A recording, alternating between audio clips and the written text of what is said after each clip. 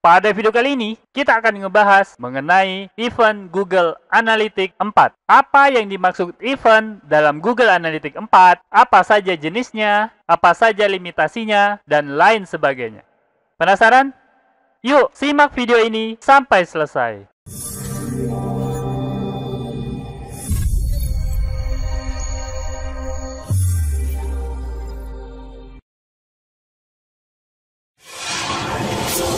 Assalamualaikum warahmatullahi wabarakatuh. Ketemu lagi bersama saya Kanada Kurniawan dan masih di channel kita Pro Jasa Web. Pada kesempatan kali ini kita akan ngomongin mengenai event pada Google Analytics 4. Pembahasan kita agak lebih rinci, jadi video ini agak sedikit lebih panjang daripada video-video sebelumnya. Tanpa berlama-lama, kita langsung masuk aja ke pembahasannya. Oke, tentu aja pertama-tama kita cari tahu dulu apa itu event dalam Google Analytics 4. Nah, jadi event dalam Google Analytics 4 itu adalah interaksi pengguna dengan situs atau aplikasi teman-teman. Jadi seperti yang teman-teman udah ketahui bahwa Google Analytics 4 itu tidak membedakan antara situs dan aplikasi teman-teman. Dalam satu properti, website dan aplikasi itu dapat disatukan, jadi beda stream aja. Nah, beda halnya dengan Google Analytics 3 ya, atau Universal Analytics. Antara website dan aplikasi itu harus dibedakan. Yang harus teman-teman ketahui, pada Universal Analytics, event itu adalah interaksi pengguna dengan konten selain pemuatan halaman atau page view. Nah, jadi pengertian event dalam Google Analytics 4 dan Universal Analytics itu sedikit berbeda. Jadi harus teman-teman ketahui. Kemudian, event itu adalah cara utama penyajian data dalam Google Analytics 4. Ini udah saya bahas secara panjang lebar dalam perbedaan Universal Analytics dan Google Analytics 4 pada video sebelumnya. Jadi memang dalam Google Analytics 4, event itu adalah segalanya. Semuanya itu dianggap sebagai event, baik itu page view, scroll, engagement, dan lain sebagainya. Oke, kita lanjut. Nah, masih mengenai event Google Analytics 4, yang harus teman-teman juga ingat bahwa pada Universal Analytics, event itu terikat pada beberapa hal, yaitu harus ada kategori, harus ada action, kemudian teman-teman bisa tambahkan label, dan juga value. Seluruh event itu harus ada kategori dan harus ada action-nya. Nah, itu pada Universal Analytics atau Google Analytics sebelum Google Analytics 4. Nah, sedangkan pada Google Analytics 4 ini, event itu tidak terikat oleh apapun. Jadi, event itu nggak harus ada kategori, nggak harus ada action. Nah, tapi di dalam sebuah event, itu teman-teman bisa memasukkan parameter untuk menambah detail pada event tersebut. Misalnya, pada event klik button. Nah, teman-teman bisa menambahkan parameter untuk detailnya gitu. Misalnya parameter campaign atau parameter URL dan lain sebagainya. Nah, jadi ada perbedaan yang jauh ya antara event pada Google Analytics 4 dan event pada Universal Analytics.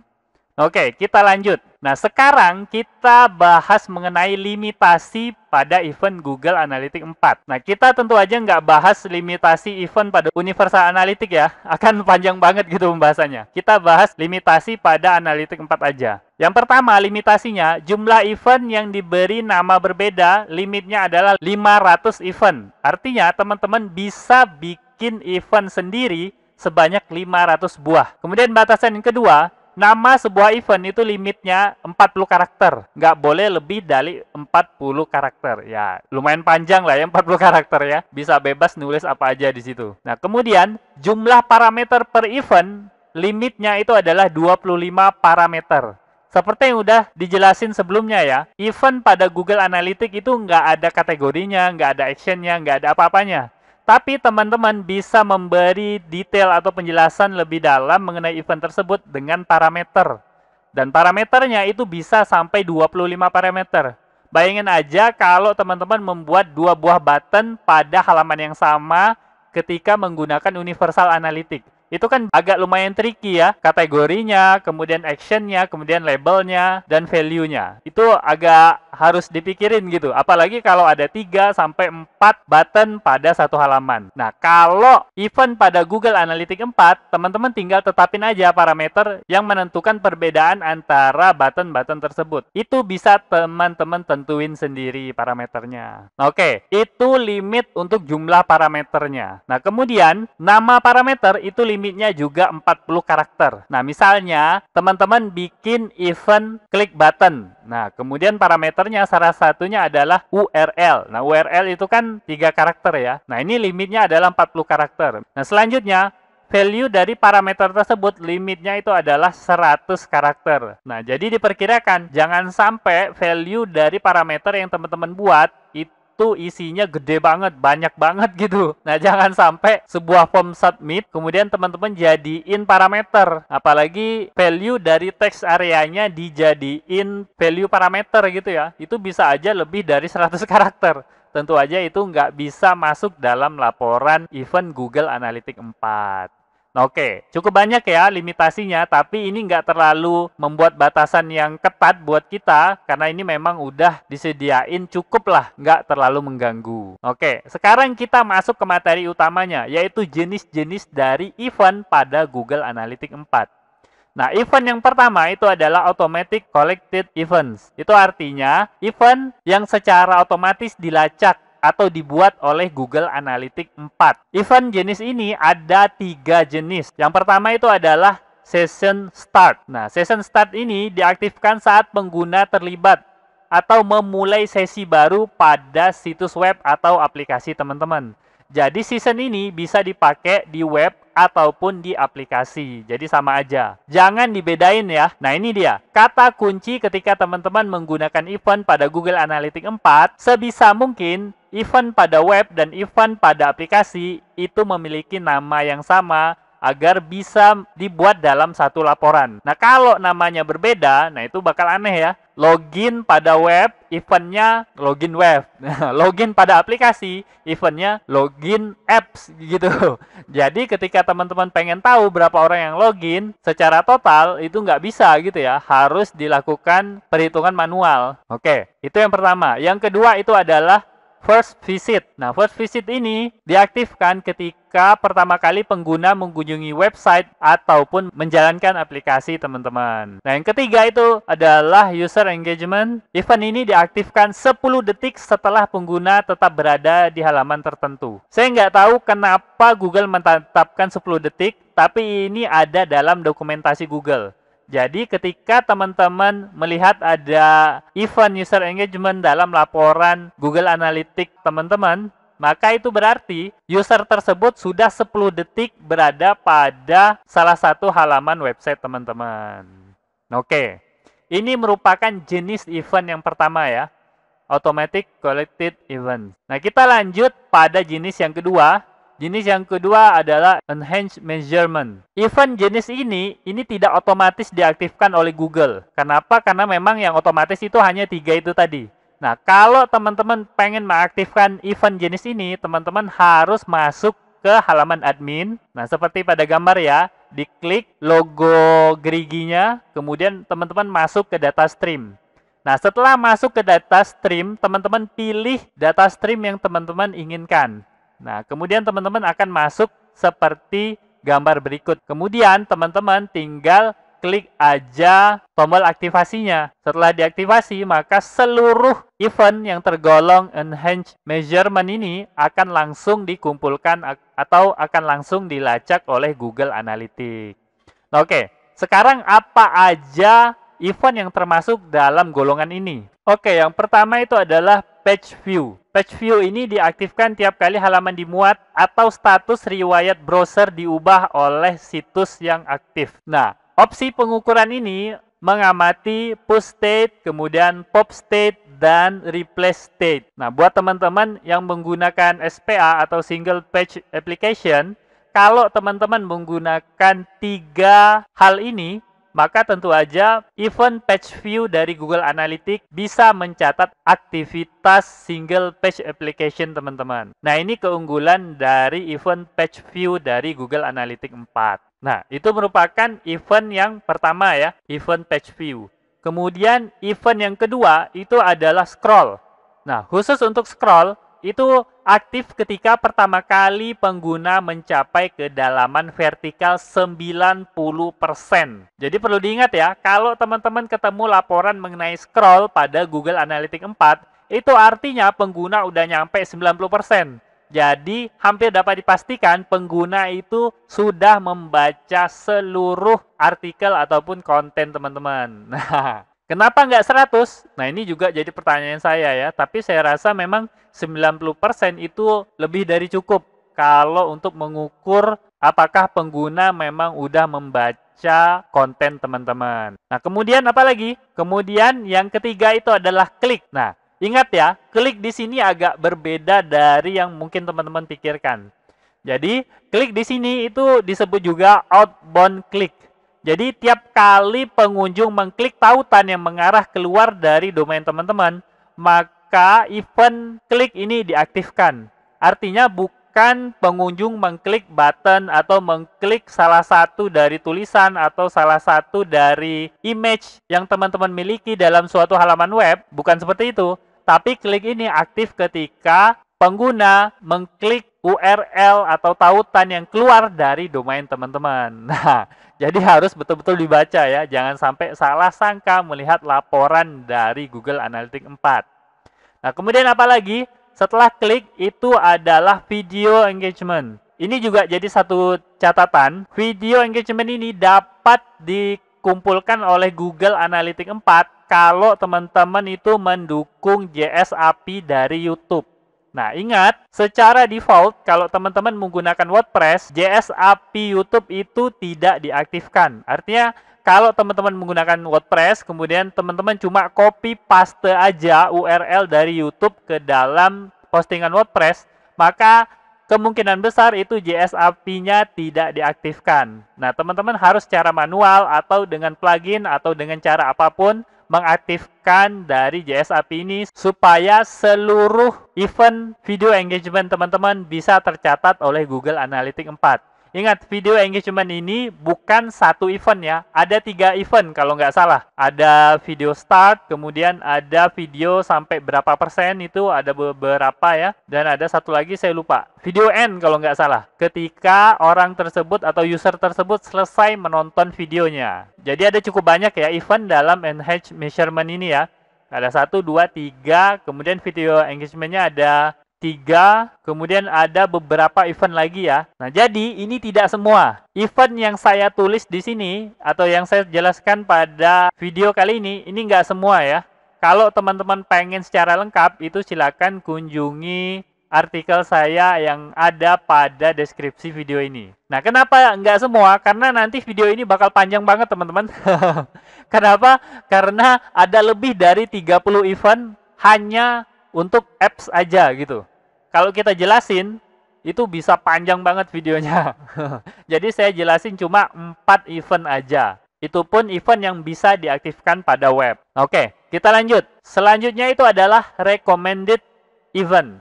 Nah, apa itu recommended event? Recommended event itu adalah event yang Anda terapkan sendiri, tetapi memiliki nama dan parameter yang ditentukan oleh Google. Ini semacam konvensi penamaan yang direkomendasikan oleh Google. Artinya Google yang menetapkan gitu. Kalau bisa teman-teman menggunakan recommended event ini. Jangan sampai membuat event sendiri. Nah, tujuannya apa? Tujuannya kalau teman-teman pakai recommended event, ini akan lebih memudahkan teman-teman. Lebih mudah terbaca gitu, definisinya jelas. Nah, yang kedua, laporannya juga akan lebih mendetail kalau teman-teman menggunakan recommended event. Dan terakhir, teman-teman dapat memanfaatkan fitur dan integrasi analitik terbaru saat tersedia. Artinya, Google Analytics 4 kalau pengen menambah fitur dan integrasi, kemungkinan besar menggunakan menggunakan atau memanfaatkan recommended event ini. Ya, jadi sangat disarankan teman-teman menggunakan recommended event. Pada kesempatan kali ini, kita juga nggak akan menjelaskan recommended event satu persatu karena memang jauh lebih banyak, ada puluhan. Dan untuk setiap industri itu ada recommended eventnya. Mulai dari retail, kemudian ada games, ada industri-industri yang lain. Ada cukup banyak yang Google sediakan ya. Oke, kita lanjut kepada jenis event selanjutnya, yaitu custom event. Nah, inilah jenis event yang terakhir dan kemungkinan besar yang paling teman-teman sukai. Karena apa? Karena custom event ini adalah event yang teman-teman beri nama sendiri, diimplementasikan sendiri. Nah, buat teman-teman yang udah lama bergelut dengan Google Analytics, tentu aja teman-teman sangat akrab dengan custom event karena ini sangat memudahkan. Teman-teman bisa lacak apa aja yang teman-teman lakukan dengan mudah menggunakan custom event. Nah, tapi di sini ada catatan ya. Kalau teman-teman pengen menerapkan custom event, maka teman-teman harus cek dulu event-event yang ada sebelumnya. Artinya automatic event, kemudian enhanced event, dan recommended event. Nah, kalau di 3 event sebelumnya itu tidak ditemukan event yang pengen teman-teman cari, barulah teman-teman menerapkan custom event ini ya. Jangan sampai ternyata eventnya udah ada pada automatic event misalnya, teman-teman bikin custom eventnya lagi gitu. Itu sangat tidak efektif dan bahkan bisa mengacaukan laporan Google Analytics teman-teman. Oke, selanjutnya kita akan bahas proses perencanaan nama parameter event Google Analytics. Nah, ini saya buatkan sebagai sebuah infografis ya. Jadi, semoga aja bisa kelihatan buat teman-teman. Nah, yang paling atas itu mulai. Jadi, ketika teman-teman mulai, maka teman-teman cek apakah event itu ada pada automatically collected event. Nah, kalau memang ada pada automatically collected event, maka teman-teman gunakan event yang udah ada itu. Kemudian kalau memang nggak ada pada automatically collected event, maka teman-teman cek enhanced measurement, event enhanced measurement. Kalau ada, maka pakai aja yang udah ada itu. Kalau nggak ada, barulah teman-teman cek pada recommended event. Recommended event ini banyak banget ya, teman-teman harus baca semuanya. Khususnya industri yang teman-teman geluti. Jangan sampai teman-teman bikin custom event sebelum membaca recommended event. Nah, kemudian kalau memang ditemukan dalam recommended event, maka teman-teman gunakan recommended event itu. Ikuti petunjuk Google. Kemudian kalau memang nggak ada di 3 event sebelumnya, maka barulah teman-teman boleh menggunakan custom event. Nah, tujuannya udah kita bahas sebelumnya ya, supaya teman-teman mendapatkan manfaat dari berbagai fitur yang akan datang pada Google Analytics 4. Oke, kita sampai kepada simpulan ya. Jadi simpulannya yang pertama itu baca dan pahami masing-masing fungsi event tersebut. Jadi sebisa mungkin teman-teman baca semuanya. Jangan baca sedikit-sedikit kemudian ditinggalin gitu. Jangan sampai ternyata udah ada pada recommended event, tapi teman-teman buat custom event sendiri. Bahayanya itu adalah teman-teman nantinya bisa melacak event yang sama, tapi menggunakan nama yang berbeda. Bisa bikin masalah yang gede banget di masa depan ya. Nah, kemudian ketika teman-teman membuat event atau menerapkan sebuah event, berpikirlah untuk jangka panjang. Teman-teman harus udah pikirin laporan apa aja yang pengen dibuat, kemudian apa aja yang ingin dilakukan terhadap event tersebut, sehingga teman-teman lebih bijak dalam menentukan event apa yang harus teman-teman terapkan. Dan terakhir, tentu aja video ini nggak terlalu lengkap ya, karena memang materinya ini banyak banget, nggak mungkin disampaikan dalam video singkat ya. Mungkin bisa berjam-jam menyampaikan semua mengenai event dalam Google Analytics 4 ini.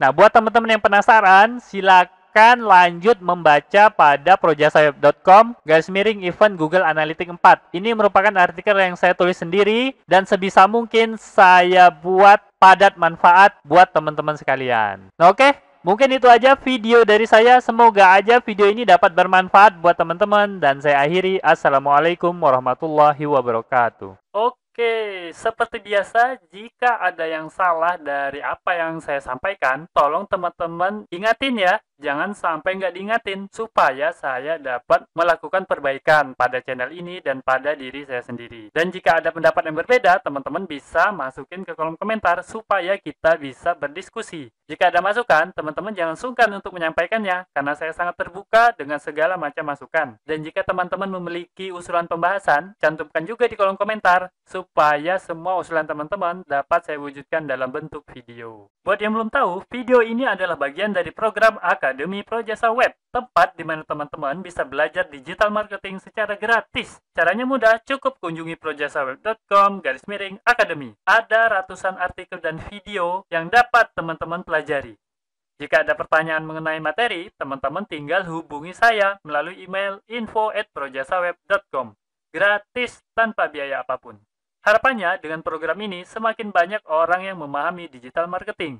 Saya percaya jika semakin banyak orang yang paham digital marketing, maka ekonomi kita juga akan semakin baik. Yuk dukung program ini dengan cara subscribe dan share video ini, serta mengunjungi Projasa Web Academy.